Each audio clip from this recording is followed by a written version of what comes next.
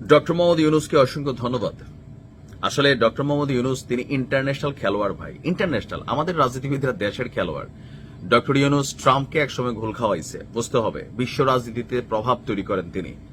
সারা পৃথিবীর বিভিন্ন জায়গায়, নামি দামি জায়গায় গিয়ে কথা বলেন, যেখানে আমাদের সাধারণ পলিটিশিয়ানরা আজীবনও যাইতে পারবেন না।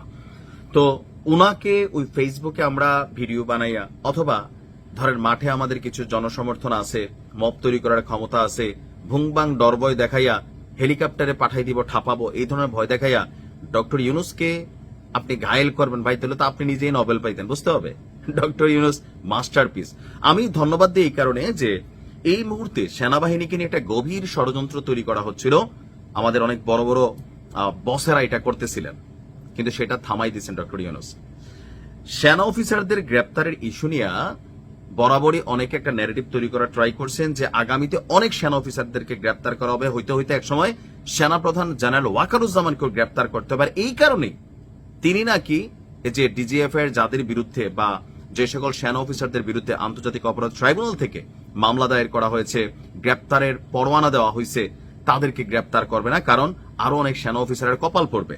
তো এই পারসেপশন থেকে অনেকে হয়তো এটাতে ভয়ও পাচ্ছিল।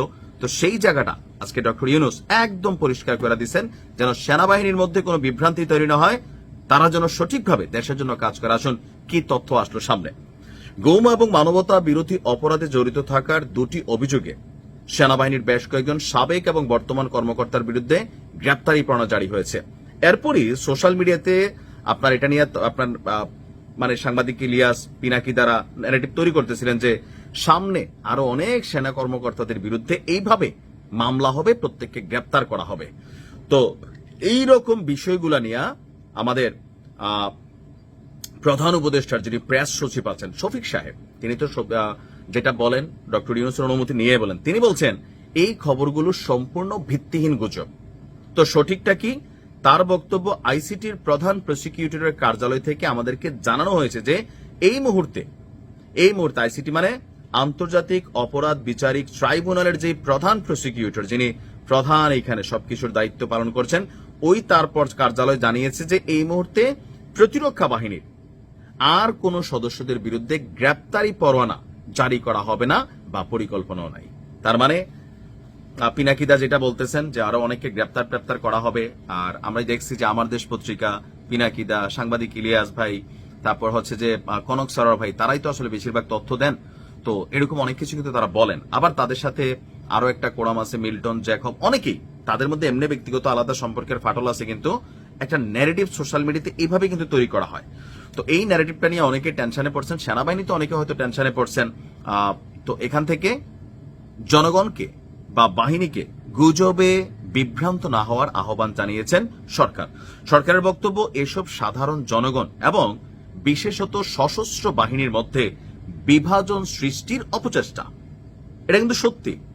আচ্ছা, তারপরে বলছেন যে এই বিদ্বেষপূর্ণ গুজবের উদ্দেশ্য হল আগামী বছরের ফেব্রুয়ারিতে প্রথমার্ধে নির্ধারিত জাতীয় নির্বাচনের আগে দেশকে অস্থিতিশীল করা। এটার মধ্যে একটা অংশ আওয়ামী লীগও কিন্তু এই মুহূর্তে করতেছে যে তারাও বিভিন্ন ধরনের গুজব বা ধরেন বিভিন্ন পোস্টার্স দিয়া ওই সেনাবাহিনীর মধ্যে আরেকটা জিনিস ফিলিংস তৈরি করতে চাচ্ছে এই রানিং সরকারের বিরুদ্ধে। এটা কিন্তু পলিটিক্স, এইটাই পলিটিক্স, আর এটা করবে। আর আমাদের দেশের রাজনৈতিক দলগুলোর খারাপ দিক কোনটা জানেন? যখন ক্ষমতায় থাকে তখন বাকি সবাই সারা পৃথিবী নাকি দেশ বিরোধী চক্রান্তে লিপ্ত হয়, রাষ্ট্রবিরোধী কর্মকাণ্ড হয়। আবার তারা যখন বিরোধী দলে যায় তারা পুরা ঠিক ওই কাজটাই করে যতদিন এটা নিয়ে তারা মানুষের কাছে অভিযোগ ছিল। যেমন ধরেন অন্তর্বর্তী সরকার, এটা নিয়ে আওয়ামী লীগ সরকার কম তেরামি করছে, এখন নিজেরাই চাচ্ছে অন্তর্বর্তী সরকার। তো মানুষকে হাহারিয়ে দিচ্ছে না? দিচ্ছে।